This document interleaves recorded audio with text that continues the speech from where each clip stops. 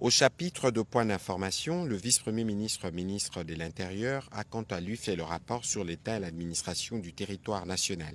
Durant la semaine qui s'est achevée, l'état d'esprit de la population a été marqué par la préoccupation consécutive à la détérioration de la situation humanitaire occasionnée par la poursuite des hostilités dans les différents fronts dans l'est de la RDC, la fermeté de la position exprimée par le président de la République au cours de la cérémonie d'échange de vœux avec le corps diplomatique par rapport à l'éventualité d'un dialogue avec les terroristes du M23, les focus sur la participation du président de la République à la 55e édition du Forum économique mondial ainsi que la satisfaction progressive de l'opinion en ce qui concerne les opérations des polices engagées dans la lutte contre le banditisme urbain et la criminalité dans les principales villes du pays, Kinshasa, Lubumbashi et Goma. Sur ces chapitres, justement, il a fait savoir que des actions de bouclage menées donnent des résultats satisfaisants dans des grandes améliorations, notamment à Kinshasa et à Lubumbashi. Avant de terminer son rapport, le vice-premier ministre est revenu en informant le Conseil qu'après la résiliation en octobre 2024 du contrat de partenariat public-privé avec le partenaire pour vice de forme et de fonds, il a été identifié un autre partenaire qui a conclu avec l'Office national de l'identification de la population un mémorandum d'entente visant à donner aux Congolais une carte d'identité. Ces mémorandums portent essentiellement donc sur la collaboration de manière confidentielle en vue de produire un cahier de charges définitif et de soumettre les offres techniques et financières afin de poursuivre le projet d'élaboration du fichier général de la population, l'octroi du numéro d'identification nationale ainsi que de la carte d'identité. Bonjour à tous. La zone que vous voyez devant, c'est le Rwanda. De l'autre côté, Kibumba.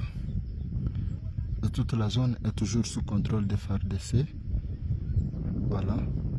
Si on monte un peu ici, c'est les montagnes, c'est la grande montagne du volcan Nyiragongo. Ce sont des montagnes qui se suivent au nord de Goma. À l'est ici, c'est le Rwanda, comme vous le voyez. Et en bas, c'est la position FARDC qui continue jusqu'à vers Kanyamaoro. Les nouvelles de la partie est de la République démocratique du Congo sont de plus en plus inquiétantes, particulièrement dans la province du Nord Kivu et Sud Kivu, où l'avancée de Rebels M23, un groupe armé majoritairement Tutsi, menace de prendre les contrôles de nouvelles zones stratégiques.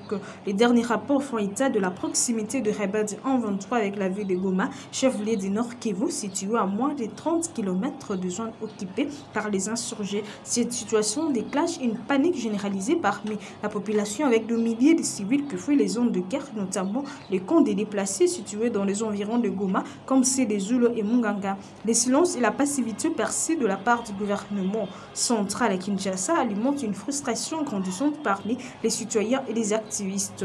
Vous êtes sur IADEMA Télévision, bonjour et bienvenue. N'oubliez pas de vous abonner, d'activer la cloche de notification, de partager les liens, tout en invitant vos proches à rejoindre la grande communauté IADEMA Télévision. Le M23 mouvement du 23 mars est un groupe rebelle qui a vu le jour en 2012 après la dissolution du CNDP, Congrès national pour la défense du peuple, un autre groupe rebelle Tutsi de l'Est de la RDC. L'origine de ces groupes est liée à la complexité des conflits ethniques et politiques dans la région du Grand Lac africain, une région marquée par les séquelles du génocide rwandais de 1994 et les guerres qui ont été découlé, notamment la guerre du Kivu. Le M23 revendique une meilleure représentation des Tutsis dans les gouvernements congolais et dénonce ce qu'il considère comme la marginalisation de cette communauté en RDC. Le groupe a également des liens avec les Forces démocratiques de libération du Rwanda, FDLR en cycle, une organisation qui regroupe des Hutus réfugiés en RDC avec les génocides de 1994. Les rebelles du M23 ont été accusés à plusieurs reprises de recevoir un soutien militaire et logistique du Rwanda, un soutien que Kigali a toujours nié malgré les rapports des Nations Unies et des experts indépendants qui documentent ces liens.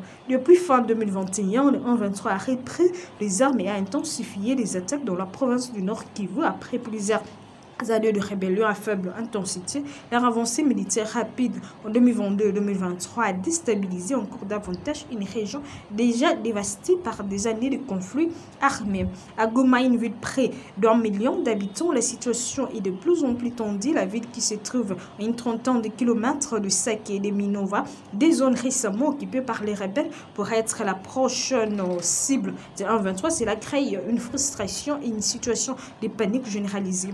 Les camps de déplacés comme ceux de Zulu et Munganga sont particulièrement vulnérables. Ce camp abrite de milliers de personnes qui ont fui la violence dans d'autres parties du pays. À l'heure actuelle, beaucoup de ces déplacés fuient à leur tour vers l'ouest de la ville, cherchant refuge dans les zones moins touchées par les combats. Mais cette situation crée une pression supplémentaire sur la communauté déjà fragile.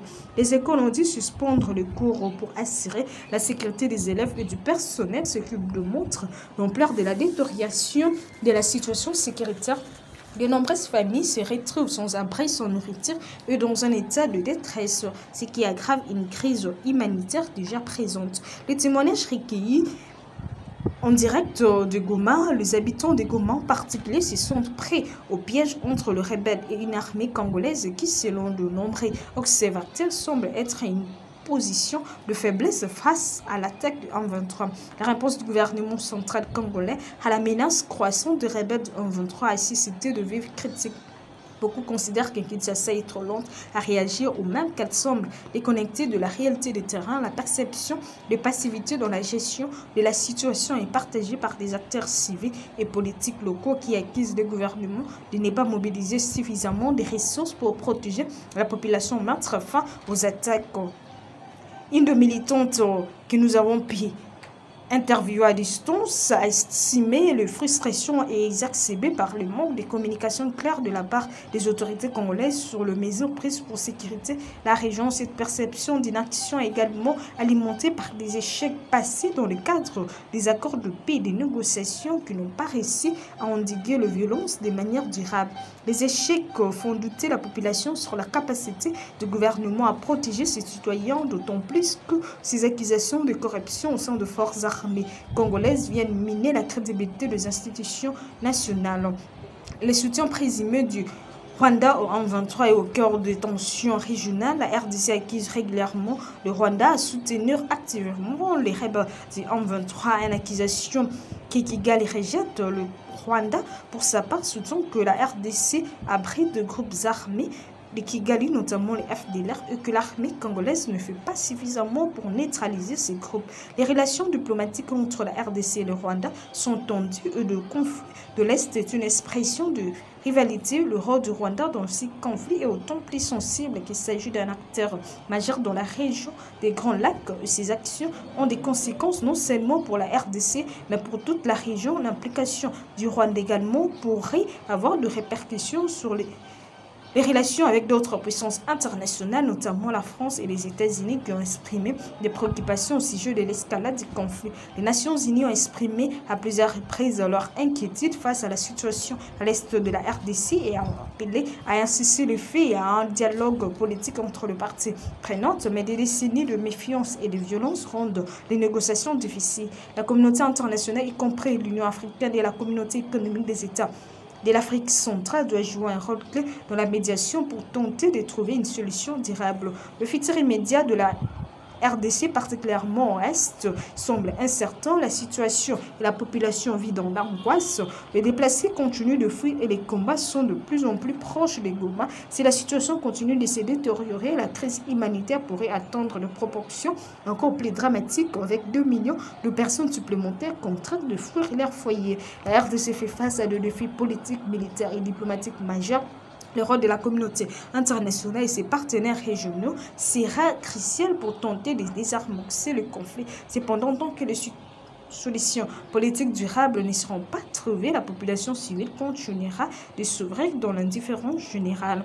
La situation à l'est de la RDC appelle à une action urgente et concertée. La protection des civils, la prise en charge de déplacés et la réaction de processus de paix crédibles doivent être de priorité pour le gouvernement congolais, les forces internationales et les secteurs régionaux. L'implication du Rwanda et les autres acteurs voisins devra être clarifiée pour éviter le escalade des tensions et au-delà pour restaurer la paix et la stabilité dans une région en proie et à des conflits depuis plus longtemps déjà. C'était Iyadima Télévision. Merci de nous avoir suivis. N'oubliez pas de vous abonner, d'activer la cloche de notification, de partager les liens tout en invitant vos proches à rejoindre la grande communauté Iyadima Télévision. Mais surtout, n'oubliez pas de commenter, de prier pour nos forces armées, le phare d'ici, Mapinga Yaikolo. On se retrouve très prochainement, mais l'actualité reste en continu sur votre chaîne.